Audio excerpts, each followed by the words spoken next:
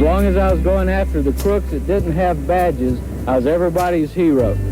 I feel like back in the 80s and previous, I feel like it was just more of a Wild West when it came to these trials. There was so much more of a psychological element. You could just get away with more.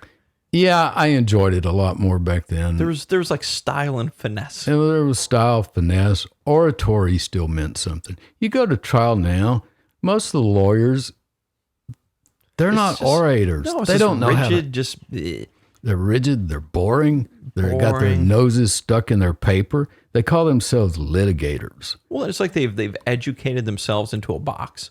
We have a whole generation of litigators in the United States who have never tried a case. Truth. It's never gotten out of pretrial.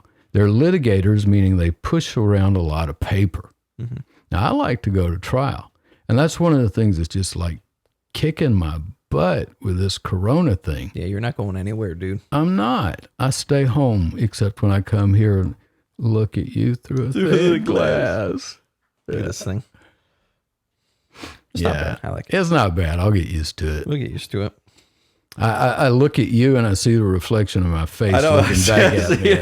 I don't like that. You got old, Jonathan. Hey, man. Hey, your hair's growing back, and look at you, man. You got more color in your hair now. What are you doing? Do like resveratrol? What are you on? Some anti-aging stuff here? I have baby aspirins. What is it? I'm doing intermittent fasting. I've lost 15 pounds, Jonathan. I can tell. Now, intermittent fasting, that's the thing that it does trigger the body's ability to regen, right? Isn't that the whole idea? Is it triggers the body like, yo, man, you need to replace some stuff. Because it gives your organs a chance to clean out. And I'm not fasting like Jesus. Now, Jesus fasted, what, was it 30 days, 40 days in the wilderness? He's eating pine cones. You know, I couldn't even have kept up with him if I'd have had a backpack full of food with me. You know, I'm like, Jesus, let's get out of here. Yeah. Aren't you hungry yet? But no, I'm not doing it like that. I'm fasting. We eat from 10:30 in the morning. That's our first meal. Right. And the last bite that's going to go in my mouth is 6:30 in the evening. So that's my little window for eating, 10:30 to 6:30. And we've cut out nearly anything carcinogenic. Excellent. Yeah, most meat. We eat a lot of vegetables. Speaking of meat, Vic, man, do you know what I had yesterday for lunch, dude? And this is an incredible place in Waco, VTech Barbecue. Oh, yeah. They have a thing called the Gut Pack. I used to eat that all the time. It's incredible. Yeah. Their barbecue is incredible. They've been around a long time. And when I was DA, I used to go eat the Gut Pack. It's delicious. And you notice when I was DA, I had a gut. You may have been a little heavier. A little. Just a little heavier. This morning I weighed 149. That's incredible. Yeah, back when I was DA, I was probably 199, maybe 200. Nice. Yeah, so that's 50 pounds. Woo. Yeah. That's pretty incredible. But you live healthy. So intermittent fasting. Brings the hair color back. It does, and it's my skin is getting better. Yeah. It's softer, and some of the wrinkles are going away. Hey. It's like, okay, I'm willing to do this. Plus, I'm walking. You are walking like crazy. Yeah, I walked 102 miles last month. Isn't there a song about that? I could walk 5 yeah. Yeah. Well, I can do 500 in 5 months, but I couldn't do it all at once. You're going to do the Forrest Gump and start running across America? Is that next? I don't have time. Now, if we could figure out a way to take this podcast on the road, well, we could do it. Get us a van. Once this coronavirus will let me out in public again. Yeah, man. Because we had to cancel a bunch of speeches. I know, man. We had so many plans. We're gonna go rent out the Hippodrome and do live podcasting. I was already scheduled to speak to the Travis County Criminal Defense Lawyers Association. Man. The Travis County Criminal Defense Bar is a bunch of great people, man. There's some really excellent lawyers down there. Good really talent. Smart. Good talent. Good talent. Now, Waco's got some good talent, too. I'm not saying anything bad about Waco. We've got some good talent when it comes to criminal defense. But, man, Austin's, they got some down there that they are litigators. They'll go to court. Mm-hmm. Yeah. So I had to cancel that. Yeah, no. Yeah, Betty Blackwell. We email every once in a while. She was wanting us to like maybe do it Zoom, but the way we want to do it with It just wouldn't work. yeah, we've got our multimedia presentation that we like to show the video and all that, and that's just hard to do on Zoom. And also, I love to play to an audience. Play in the room. I do. I've watched you do it. Yeah, I get this energy from the room. It's that preacher at heart. Yeah, I get into an altered state of consciousness when I'm giving a speech or when I'm in court. It's like my peripheral vision goes really wide.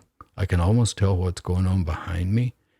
And sometimes when I'm really into the groove, I know what the next question or the next answer is going to be like 5 or 10 seconds before they do it. Ooh, look at you, man. I know, it's strange.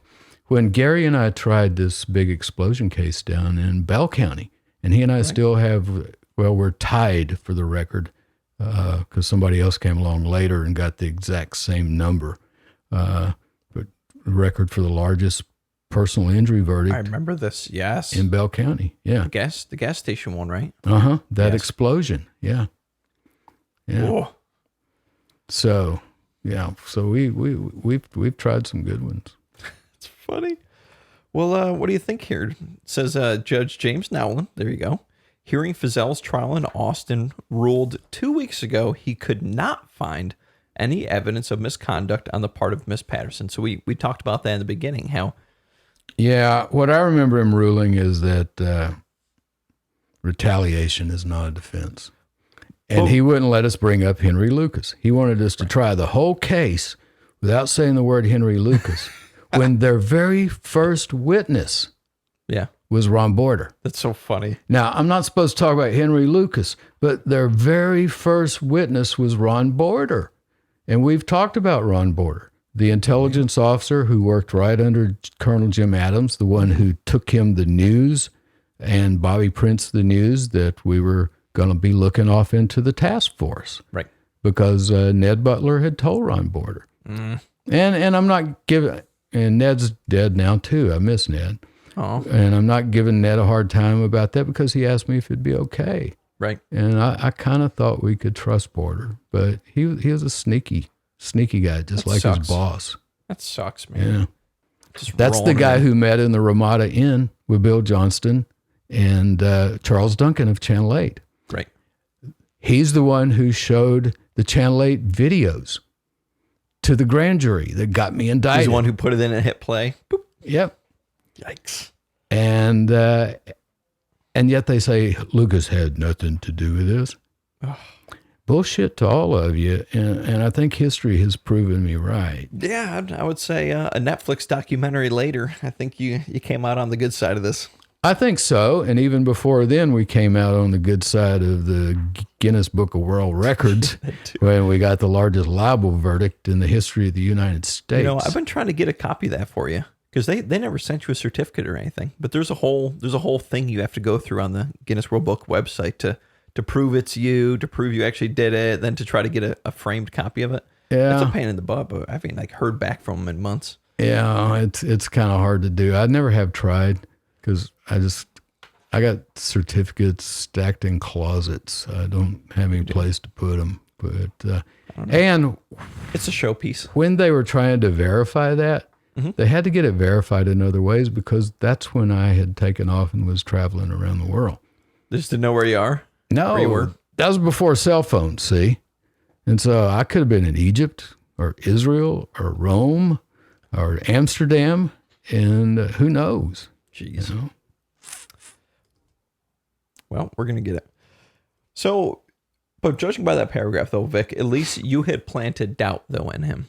I think so. So doubt had been at least planted. And then in by his mind. week 4, he was letting me and Gary just say whatever we wanted to about Lucas. So here's the big question, though. How does he have the authority to say, you can't say Henry Lee Lucas here? How? Because he wears the black choir robe. So he could do whatever he wanted. Mm-hmm. That's not right. Yeah. For us to do anything about it, first, I'd have had to been found guilty so that I could appeal. Right. Right. And then I wouldn't have gotten anything anywhere on the appeal because I'm in the Fifth Circuit where defendants just never win. They wouldn't. Yep. And in order to prove that what he had done was wrong and worthy of reversal, we have to prove that he abused his discretion, abused it, that reasonable minds could not have differed. So you had some hurdles, is what you're telling me. We had, major hurdles. Yeah. And Well, that's terrible. But hey, man, you guys did it. You got it in. Belo tried to use some of Nallen's orders as defenses in pretrial when we went against him on Belo. Yeah, but he can't do this, Judge. Res judicata. This issue has already been decided by Judge Nallen that there wasn't any retaliation or something like that. Really? Yeah. It wasn't exactly said that way, but they were trying to take some of his stuff out of context and use it as a defense that a court had already ruled on this, so it was settled. And our judge, James Myers from Austin, who's the visiting judge, I remember he looked at Tom Leatherberry and he said, well, Mr. Leatherberry, was that order a final order? Ooh.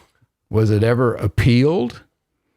It just And knocked it down. Leatherberry had to go, well, no, he was found not guilty. He said, well, then this order has no bearing in this court. I like that. Good judge. Good judge. Yeah, he was a great judge. He was just a fabulous judge. Well, speaking of He was judges, tough, but he was very fair. That's all we want, man. We just want fair law enforcement. Oh, speaking of judges, we now have the Walter Smith cross-examination up on our website, vicfeazell.com. Especially if you're a lawyer, you're going to love this. Go to vicfeazell.com. How can they find it? It's on our archive tab. Archive page. tab. Gary Richardson's cross-examination of federal judge Walter Smith. And if anybody has ever had to appear in front of Walter Smith, you're going to just love reading this cross-examination. Because when Gary was through with him, they had to scrape him off the witness stand with a spatula. That's sad. Oh, yeah. He was like a fried egg, man. Ugh. Speaking of fried eggs, because of those allegations, Jack Frells was brought in by the chief prosecutor, Helen Eversberg of San Antonio, to be lead counsel at the trial of Feazell. So we haven't talked about Helen Eversberg too much. Who was Helen? Helen Eversberg was the U.S. attorney Okay. for the Western District of Texas. Gotcha. That covers from El Paso up through Waco. Yeah, covers San Antonio too. Makes a big like L shape. So she was the boss, then her underlings are the ones that they handled it. We've got some video of her. She's the one who's standing there like she's waiting for her prom date, handing out copies of the indictment. Oh, did you get your copy? Did you get your copy? And so I said to her, well, what do you think about what Feazell is saying about this being retaliation? Oh, I believe the indictment speaks for itself. Did you get your copy? She's like handing out invitations to her tea social or something. Oh, God. And the evidence will be clear in trial, and that the indictment speaks for itself. Wow. So it says Miss Eversberg and Frales both declined this past week to comment when questions were raised on why Miss Patterson was not present for the trial. Oh, so they weren't talking. Yeah. Wow. And she says, and I quote, I have been with the Justice Department for the past 5 years, and for the past 2 years have worked in the Waco Division. I have worked on narcotics, corruption, and on the prosecution of Vic Feazell. So that was her quote. Okay. Yeah, she took the narcotics cases that I would say, guys, you broke the law here. You violated the Fourth Amendment, And so she would run them through the federal court. That's wild. Yeah, I know. That's, Yeah, have someone that just doesn't care and would do that. And Eversberg didn't care either. Those guys, they're not elected jobs. They're political appointees. Right. Which means she or her family gave somebody in government some big political contribution. for her to get appointed to that. That system needs to be done away with. We need to raise our consciousness. If we raise our consciousness, the system will work. If we quit always trying to screw the other person for some slight advantage. But I mean, with a system like that, Vic, it seems like it's meant to some degree for corruption. So I mean, how are you going to pick people unless there's some reason to pick them? Right. You know, it's They should be picked on merit and not on how much money you have. Yes. Not what contributions you were able to get for your congressman or your senator or for the president. Right, man. Yeah. We can do better. We will do better. Yeah. Now, she said, Vic, my interest in the case and trial in Austin against Mr. Feazell continues, Miss Patterson said. Hoo-hoo. But it is better they have another prosecutor. Ooh. I will be available to help. So she's saying there, Vic, that she's still interested in the case, even though she's off of it, even though she has resigned, and that she will be available to help.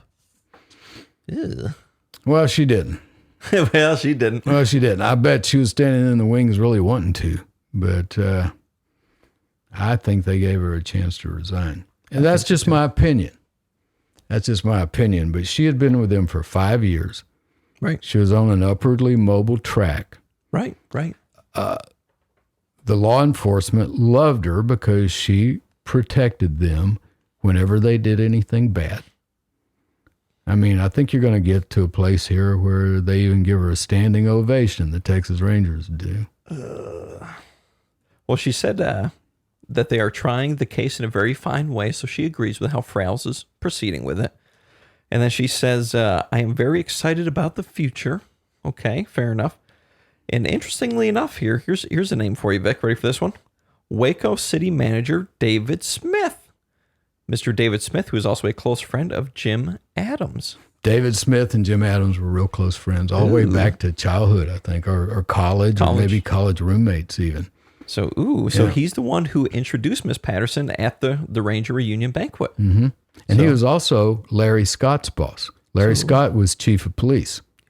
Your friend Larry Scott? My buddy Larry Scott, yeah. Oh, gee. Is Larry Scott deceased? I have no idea. Interesting. I have no idea. Fair enough.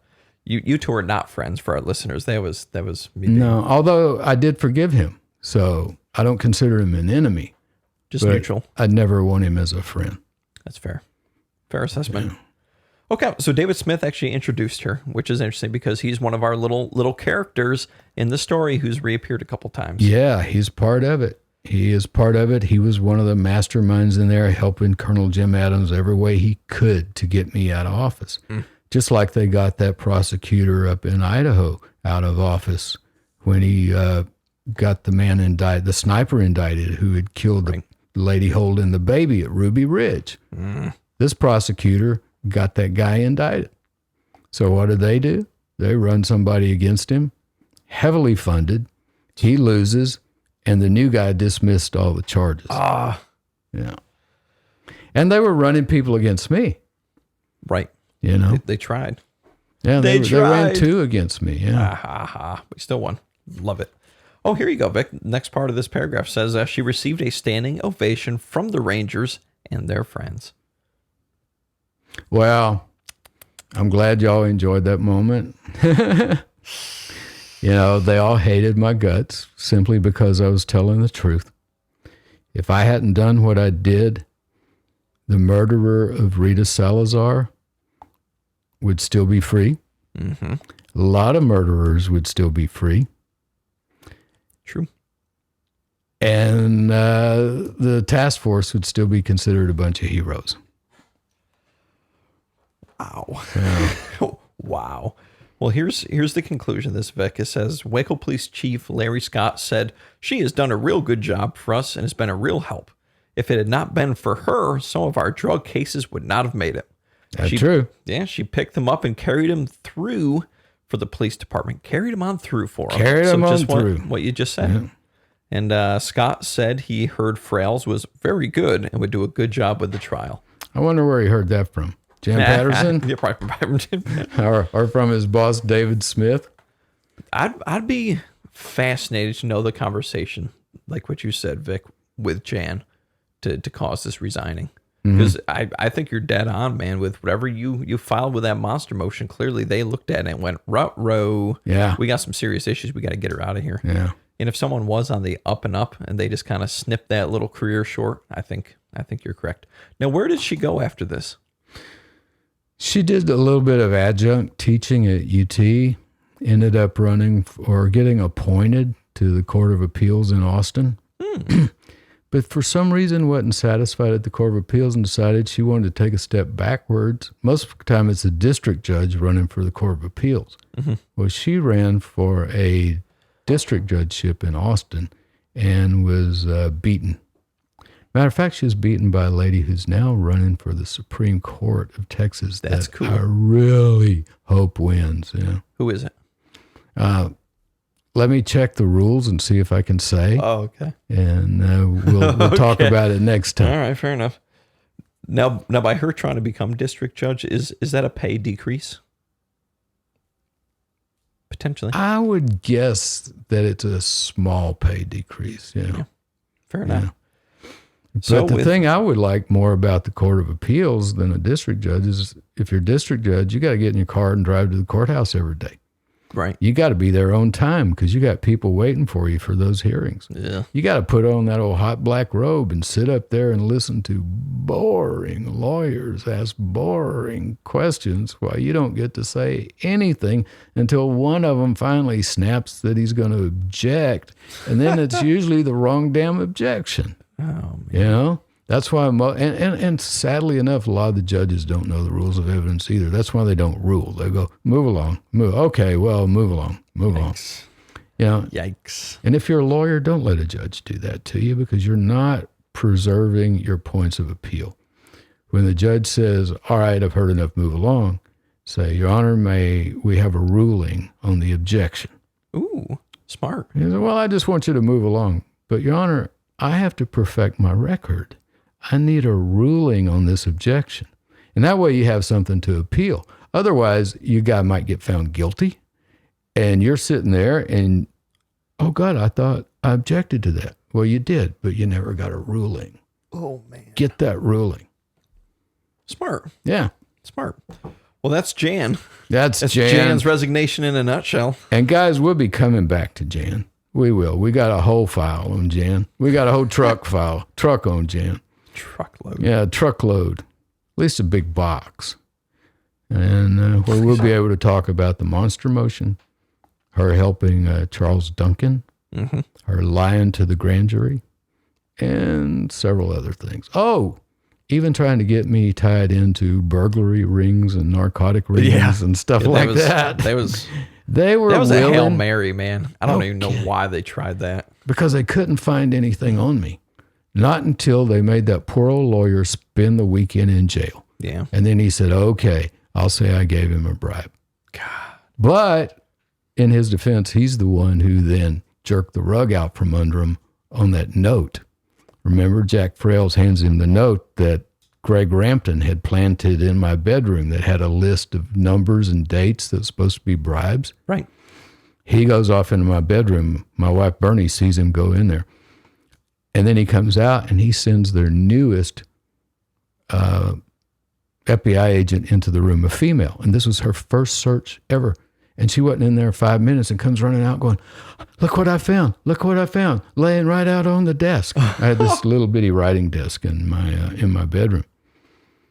But when this witness was on the stand and Frails, and see, Patterson was the one that set all this up. Jack didn't know it. And Jack walked into a trap here when he says, when's the last time you saw this note? He says, when they had me write it up in the grand jury room. Oh, man. Oh, Ruh-roh. I mean, you'd have had to have been there, but I swear Jack Frill took like 3 steps backwards. I bet he did. After the you hear witness that said record that. scratch? Mm-hmm. Yeah. Hear pin drop. I bet. So Now, was the jury in the trial pretty receptive to that? I mean, Due to the length of your trial, did it get boring for the jury, or were you guys pretty solid at keeping them stimulated to where when a big moment like that happened, they were real receptive, and that could have been a turning point for a lot of those jurors? Yeah, they were receptive. When there were live witnesses on the stand, now they had a lot of tape that we had to listen to because they had, taped my phone calls and taped a lot of meetings with people. But these tapes were they didn't say anything. And they brought in this fancy equipment. Bluetooth wasn't even invented yet back then. Not. But they had this sort of Bluetooth thing, and they passed out these headphones to all the jurors, and they had a headphone for me and for Gary and for the prosecution and for the judge. But nobody in the audience could hear what was going on. And it was mostly just mumble, mumble, mumble, mumble. Car door slam, mumble, mumble, mumble. Jeez. And some of the jurors went to sleep during that. I even went to sleep. This is my own trial. I'm looking at 80 years. That's I'm sad. going, and Gary's poking me like, wake up, wake up. But in my defense, we had been working till 1 and 2 at night getting ready. Been doing the long hours. But Or the midnight oil. when it was ours, say, Yeah. Gary Richardson and I both know how to command the attention of a jury. Yeah. And then plus we had the color-coded file folders. I still use those in trial today. I like them. You do Have like your different colors for different things. And when I would go to that box and pull out that folder and put it in front of Gary, the jury would sit up like this because they knew that he was about to eat somebody's lunch with a document. Nice. Yeah. Nice. Yeah. And then in the folder, I had all the right copies. His copy was highlighted, and we had gone over the questions he'd be asking about it out on the side. He had a copy for the witness. He had a copy for the prosecutor and a copy for the judge, and sometimes even copies to pass to the jury. Nice. Yeah. So we kept them entertained. And that's why I like live trials, and that's why I can't wait to get back to the courtroom. I don't know if I can try a case with a mask on. Jeez. And how can No, you you read a can't. jury? How can you pick a jury? You Because can't. you don't know if they're smiling at you or if they're frowning at you, So it's going to be tough. But anyway, that's Patterson. We'll be coming back to Patterson. Our next regular podcast, we'll be talking about getting back to the timeline. We're finally going to finish April 1985 on the next full podcast. Correct. We're going to have some mini podcasts along the way because we're now doing PSAs, public service PSA. Yes. Announcements, mostly about car wrecks and what you need to know about car wrecks and about your insurance policies and things that will just help you deal with this new world that we're living in when it comes to car wrecks. Some life hacks, Vic. Yeah, Life hacks. Life hacks. And if you didn't hear my last podcast about this, go buy UIM insurance today. Yep. Today, because every week there's another person that can't afford to pay their insurance payment this month. And so they're driving without insurance, but they're still driving because they have to. They have to go to the store. They have to do this and that and the other. And for some reason, this pandemic is making people drive crazy. Have you noticed? Oh, yeah. I almost got hit a couple days ago.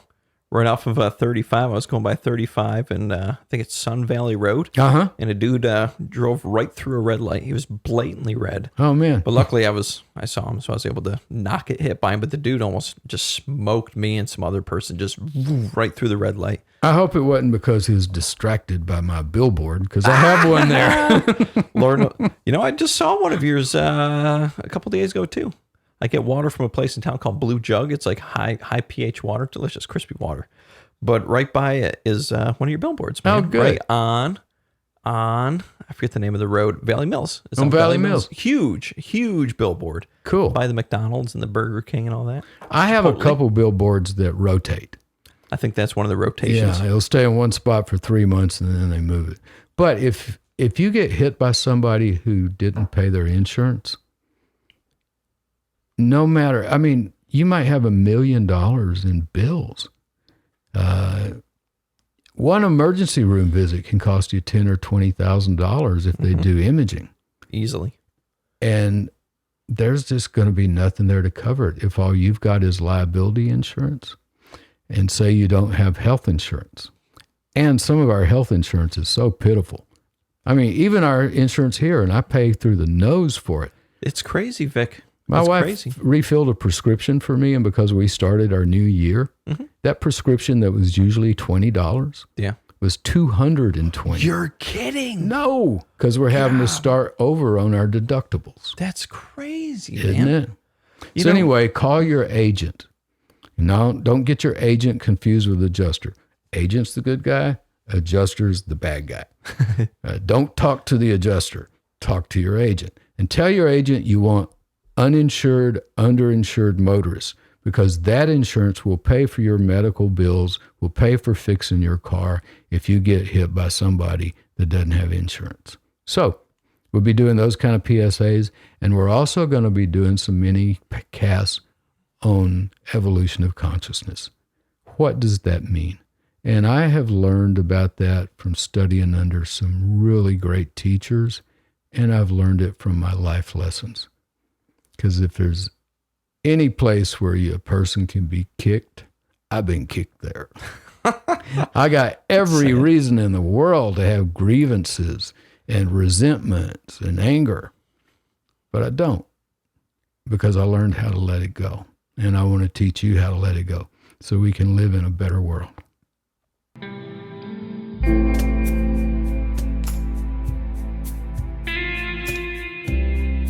Hi, I'm Vic Feazell. During these trying times, you might want to just stay home. And at the law offices of Vic Feazell, we understand. That's why we're set up to handle your personal injury claim without you even having to come in. Just give us a call, and we'll take it from there. We can send any paperwork straight to your smartphone or computer. Don't delay, because if we don't put money in your pocket, you don't owe us anything. I'm Vic Feazell.